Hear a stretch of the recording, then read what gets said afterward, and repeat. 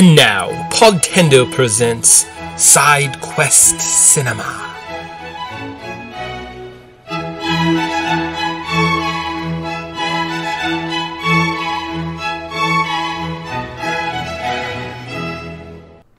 Welcome back to the Roaring Campfires here in cold Podtendo land. Today we are talking about a movie.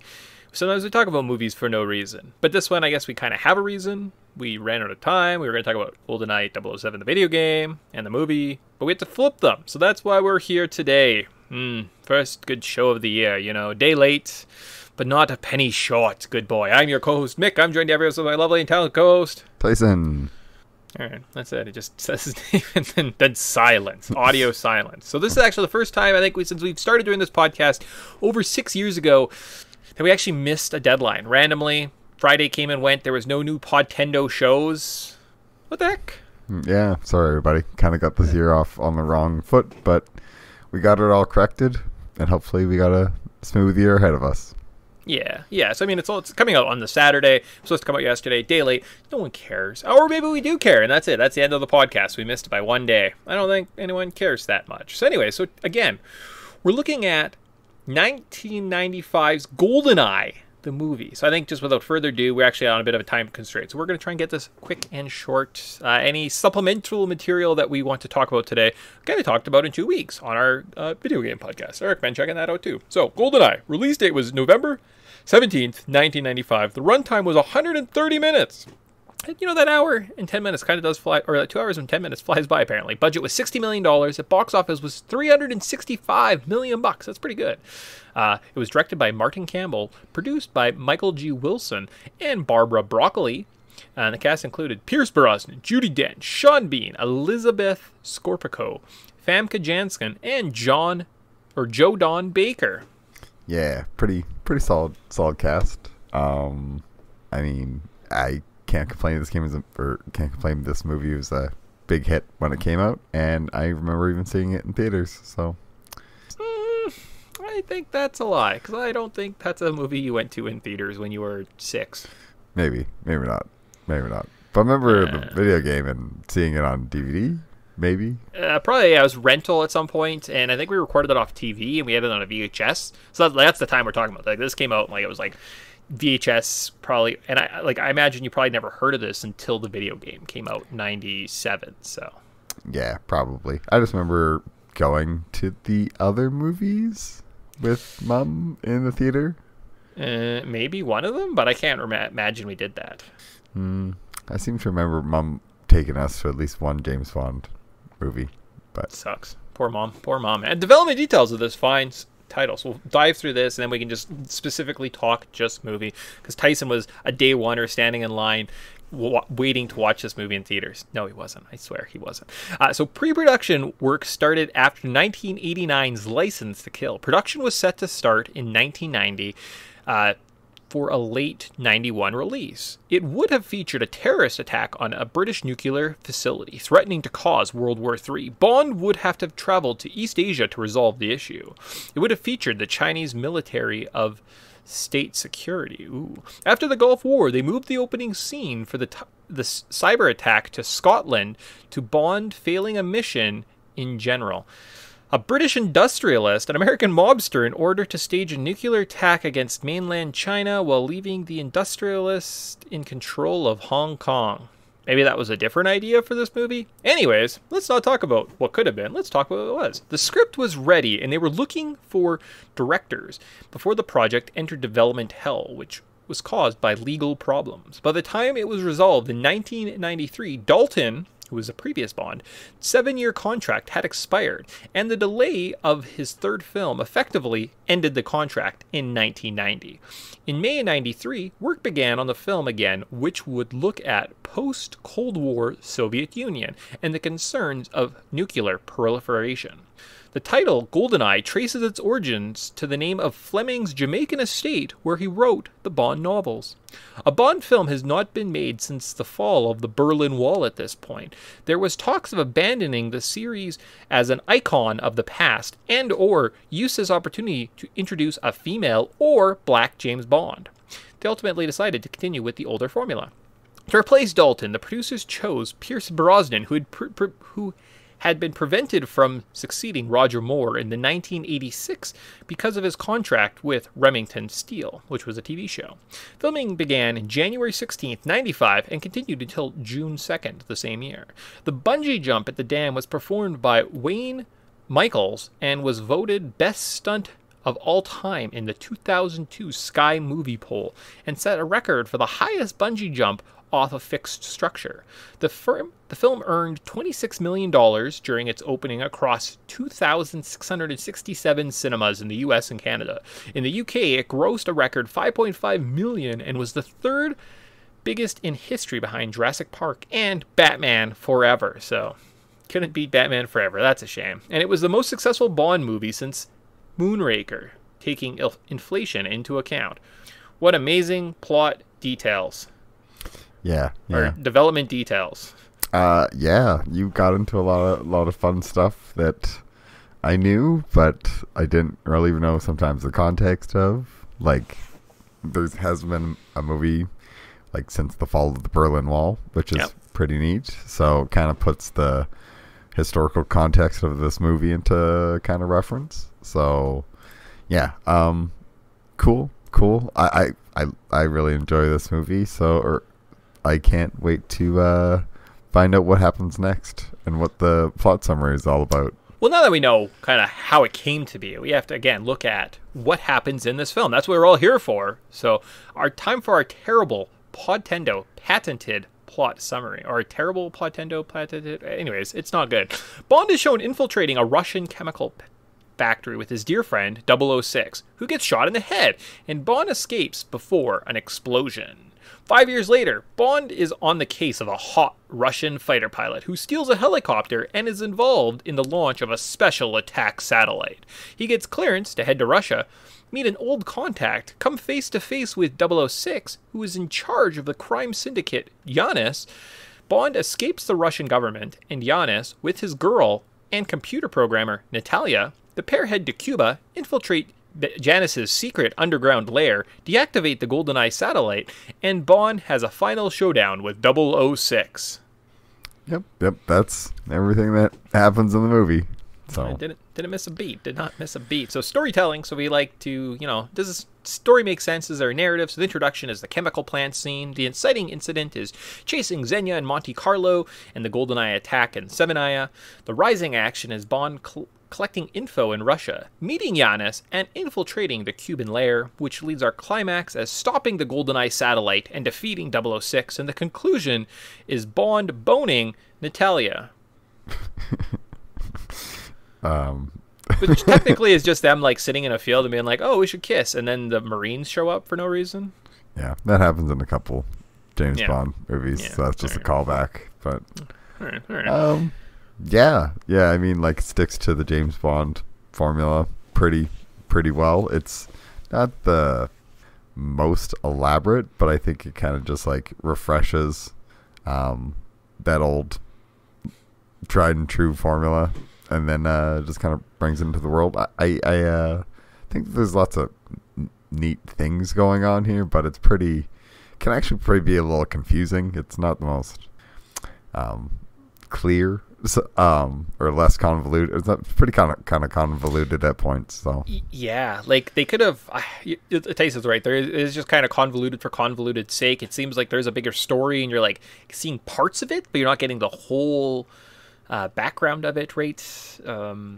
There's some introduction. So Judi Dench took over the role of M. M was historically a man, and because this is a relic of essentially a franchise that started in the 60s, so it was men were in power, women were just there to be kind of sexy.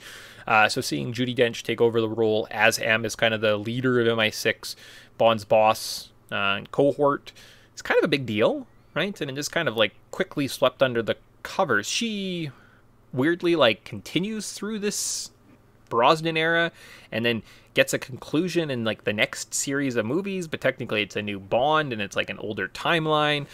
Very convoluted, but like there's weird continuity between them. Yep.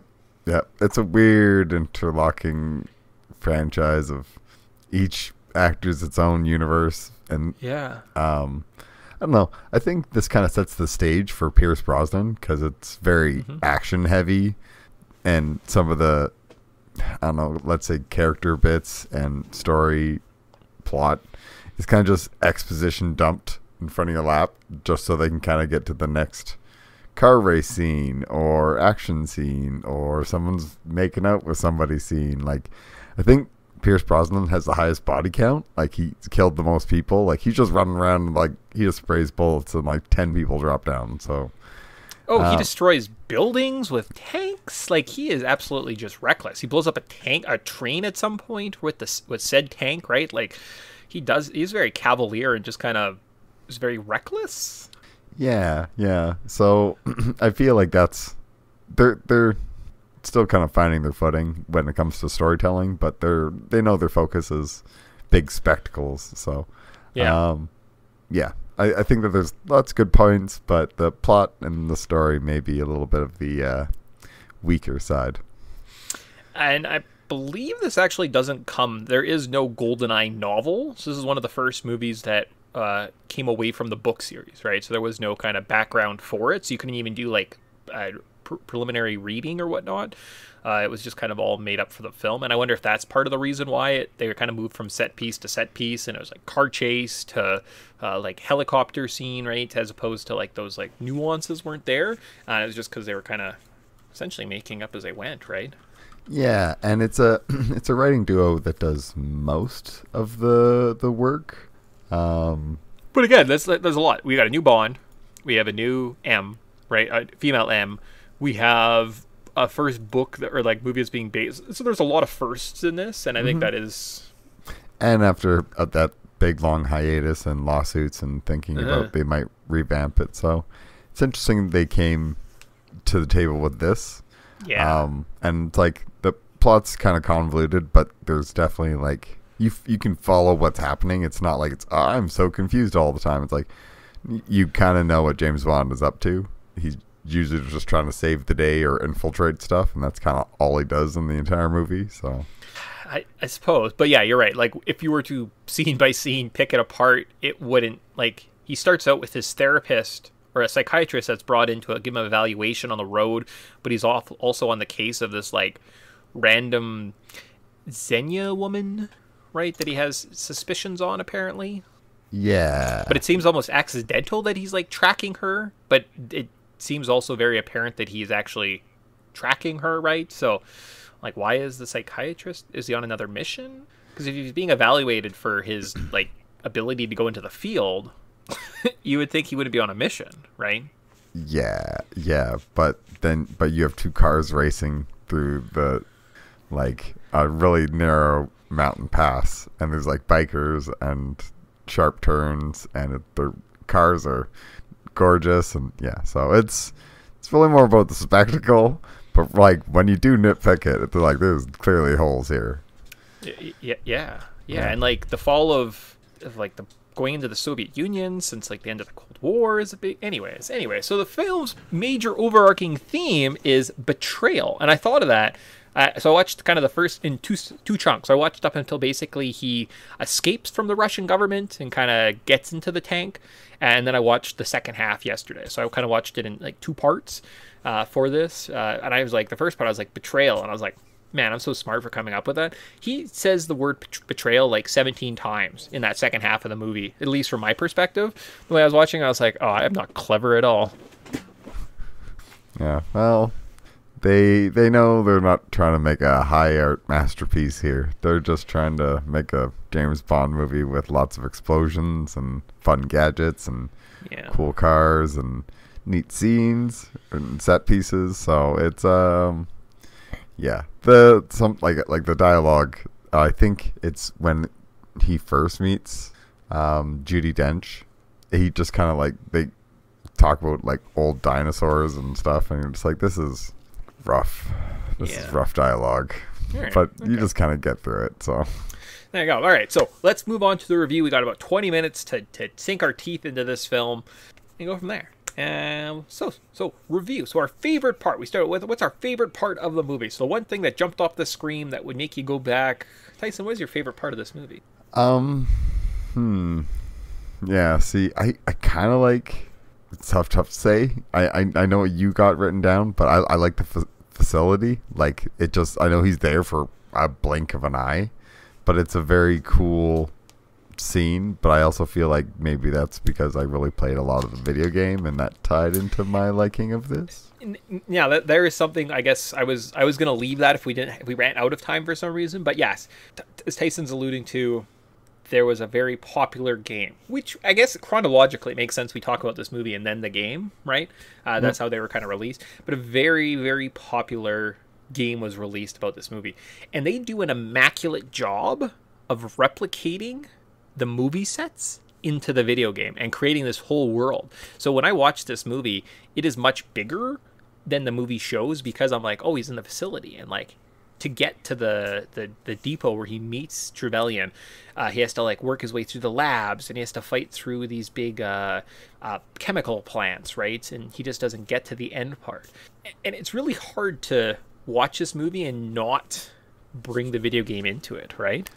Yeah, well, it's especially because you kind of watch the movie and the parts in between the scenes that are in the video game, you kind of just fill in the blanks. Like, oh, well, he did this. Like, after he met Trevelyan in that one like scene, then instead of them just like basically appearing at the door, hacking it real quick and getting into it, it's like, no, they kind of like sneak their way through all the like lockers and meet up with the one guy, get the code key, and it's like there's so much more going on. And I think that it's quite the little expanded universe. So this game kind of has a very special watching experience if you played the game religiously like we did. Yeah, no, it is. Yeah, it's such tough. So for myself, my favorite part is the stunt work in the beginning of this movie. It is kind of breathtaking, and I've taken it for granted, right? There's this bungee jump scene where he jumps off the top of this giant dam, and the guy who's falling falls for a very, very long time. When the cord does snap, he does kind of do the release. And then they must have done a second cut where at the bottom he kind of shoots like a little repelling gun, and he kind of pulls himself to this little like trap door or something like that. But it's like kind of cool. We get the parts where Tyson was talking about where he's in the facility. There's this, Trevelyan gets captured. In a deleted scene, he gets his head shot. Like, he gets shot, and there was like stuff coming out of his head. So I don't know how they explain that as being fake, but nonetheless, he then escapes through the plant. He chases on a motorcycle. He chases a plane off a cliff, and as this plane is falling, he then free falls into it, pulls up, and kind of flies away to safety as this big explosion happens. And it's really, I kind of forgot about that part, but like watching it, I'm like, that was an actual thing where they had a guy free falling after a plane, and they filmed it. Like, cool, right? Like, again, love practical, love the fact that they built those things. Obviously, it wasn't Pierce Brosnan because they don't do close-ups of his face, but the fact that they were doing those kind of things in '95 for this movie, notable. Absolutely. And I think, maybe my favorite part is just Pierce Brosnan. Like, I think he does a very good job and just kind of gives off the allure that he is kind of James Bond, and he owns every scene that he's in. And even when he's like under pressure and his friend just got shot from him, which is another cool aspect, is having the two double O's work together. And it really makes you feel that this spy agency is actually, it's like a big thing. There's multiple agents, so it's kind of cool that they're working together. And yeah, I always really appreciated that. And I think Trevelyan's a really neat character. They just kind of shows up, gets shot, and then comes back halfway through the movie. Oh, in typical Sean Bean fashion, he shows up, he makes an impact, and then he has like a triumphant death of some sort. And you're like, that really changes the narrative. So cool. Yeah, this is the definitive Sean Bean experience. He dies twice. Yeah, it's true. Lots of times Ned Stark's head gets chopped off, and you just never know, right? So Yep.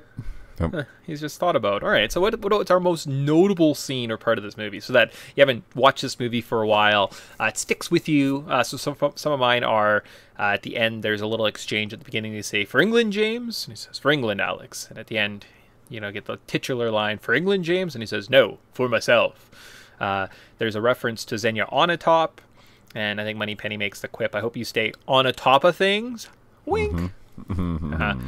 I am invisible. Oh, I am invincible. The weird little programmer Boris, when he does something cool on the computer, that's what he says. Poses. All right. Yep. Clicks a pen. then I think you're a misogynist or a sexist, misogynist dinosaur, a relic of the Cold War. And that might have been a bit of a callback to how Judi Dench felt about how the series was portrayed. So, yes. Well, that's actually the line that I'm kind of, I cringe a bit because it's kind of like just a little too on the nose. But yeah. I guess she does need to make an important statement.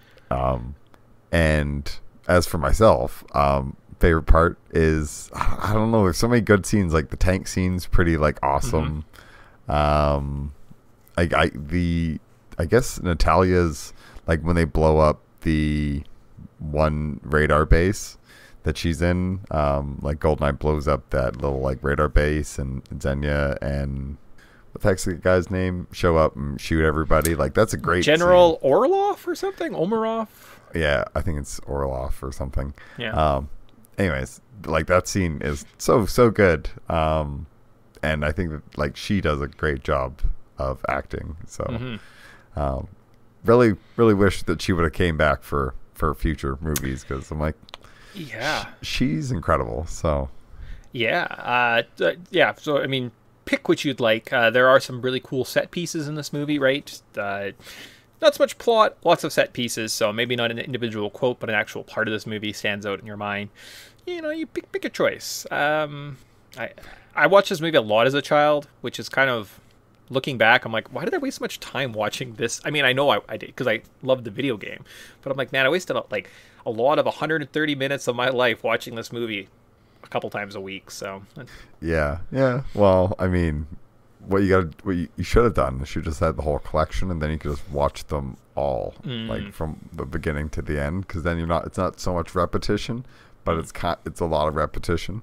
Yeah, it's a lot of patterns you probably notice. All right, so I don't know if we have a notable scene. Yeah, when I think back, I got probably dumb little quips. Anyways, how about our least favorite part of the movie? So I'm going to agree. I'm going to agree that the fact that Natalia is a very strong character. There's not a lot of character development. They're very bland. Judi Dench shows up, says her 2 lines. We don't talk about her. Brosnan has something to work with, but he has this, I don't know, there's this weird thing with like Doctor Who and Sherlock Holmes and James Bond where they're just the best. There is no character development because James Bond is the best, right? Like he is the smartest, he's the most charismatic, he's the most handsome. And you're like, all right. And like Doctor Who does it all the time. And he's like, hi, I've been outsmarting you the whole time because I knew this and you didn't, right? And you're like, that's dumb. Like that's a dumb way to end your plot or whatever. But Natalia shows a lot of growth, and she's very strong, and she's very like positive character in this movie. And I think I would have liked to see more of her in the future installments of some variety, right? Because I think she does an excellent job, and she is one of the standouts. One of my least favorite parts is that's all we get of Natalia. Yeah. No, that's fair. It's she is like a really bright spot, and she like really kills the scenes that she's in. Like I know even just her ordering the computer parts, really random scene that she just like poses as like a buyer for a bunch of teachers and stuff, and she just kind of like has a very like suave way of acting herself, where she's, you wouldn't expect so much out of a computer programmer, but yeah, I don't know, every scene that she's in, she's delightful. Maybe the screaming "Wake up, Mister" can get a little grating on the ears, but I think that's a good job. Like she's showing the situation, like she's bringing in the energy, and she's like, "Hey, wake up!" Like this is like, "Wake up, we're gonna die," right? So yeah, absolutely, and it is hard on the ears, so you'd have to assume that like if you're in a life or death experience, you're not going to be like trying to downplay it a little bit just so you don't come off too shrill.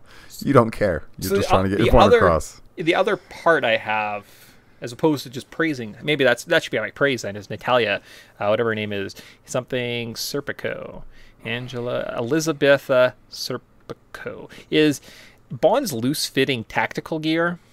Looks kind of like Janko jeans. It just really hasn't aged well, right? Like he's supposed to be an elite secret, and I'm used to like the Captain America, Ethan Hunt, you know, like these nice form-fitting clothes, you know, that like look really cool, and you're like, yeah, that's what tactical gear looks like. And he's got these like loose-fitting cargo shorts, and I'm like, oh come on, Mr. Pierce Brosnan. Like I'm sure you worked out. Like you could have wore like a tighter shirt or something. Yeah. I think I forget who did the clothing for this one, but the style's very. It's off. You could, but it's telling for the time. You know, Yeah. it's like oof. You look at anything. I mean, I think Like Kurt Cobain probably could have dressed like that if he was putting tactical gear on, and that's not a look we should emulate. So no, especially not for a Halloween costume. No. Oh gosh. How about what's your least favorite part of this movie? I have to say, like, kind of nitpicky thing, but like the Bond car. Like, do you know what James Bond's car is in this movie? It's a BMW something. Yeah, it's like a Z3 or Z4 or something. But Yeah. it's like, it literally shows up to drive. He drives that up to an airplane, and that's the only scene it's in. You're like, oh, and then Q talks about it for like 3 seconds. Oh, it is the most product placement car I've ever seen, because he has the Aston Martin at the beginning, Yeah. and then he gets a new car, and yeah, literally it's just to drive in Cuba. So like, how did they get the car to Cuba? Just for him to drive it. From So like point A to point B. they shipped it on like a cargo plane for him to drive it, and they didn't give him like a tactical Jeep or something that was already there. No. But it's also like, it's literally just, it's there just for product placement. It's Why wasn't he driving around in that car in a base, and it could have had spiked tires, and it could have drove up on the roof of an ice palace? Is the real question. oof. You know, we should probably can't put that on the whiteboard of good ideas to never forget. Right, we'll leave that there. You know, maybe we'll have to play GoldenEye. What's the other video game version? Oh, it's the one with January Jones, right? Or no, not Christmas or something. Christmas Jones. Yeah. With Denise Richards. The World Is Not Enough. No, The World Is. I think it might be the next one or something. Anyways, so how about a criticism? What's your final negative of this movie? Oof. I don't know. It's maybe just no. I know the criticism. The soundtrack. It's what is this? It's like funk, electronic, but like freeform jazz version. It is all over the place. And I mean, everybody like yes, music's subjective, but this is. I think it's Michael's who did the music. Anyway, it doesn't matter. It's yikes. It's not good. The only thing I could say about the soundtrack in the slightest is there is so much from the video game that is pulled. So when they're in the control room at the end, the music that's playing is the music from the control room. And I identify with that. I'm like, oh, this brings me back to like playing the video game or something. That's probably the only positive I have to this. Like Tina Turner's GoldenEye song it's not bad. No. But it's, I don't know, like it just, Yeah, and I think the soundtrack of the video game sticks out more. Mm-hmm. But that's, I don't know, just the soundtrack of the movie by itself is I like the soundtrack of the game. It's very timeless. Like it's got catchy like rhythms and stuff. This is, if I ever like, sometimes it just makes me want to put it on mute when he's chasing Xenia, just because it's like funk guitars, but it has no it's so bad. Yeah. So I have a retroactive criticism, which I don't know if it's fair in this movie, to be honest with you. So I think this movie makes a lot of sense as an adult, right? So I can watch through it and I'm like, oh, I understand that. Okay, I get that reference. I get what's going on here. But I remember being a kid and not understanding the slightest what was going on, right? Like there was some, and I'm like, so when they're visiting Valentine, this gangster, this Russian gangster, and his wife's singing, and she's like off key, and he makes some comment about like who's stringing the cat, and he kind of looks over and he's like, oh, because she's a bad singer, and I assumed it was some reference to like he had slept with her, and he tells her to like get out of here, and she flips him off, and I'm like, oh, because Bond like slept with his wife, and now he's pissed off, right? Because James Bond's cool. No, that's not what that's about at all. So maybe I'm just stupid, but like that's not fair for the criticism of this movie.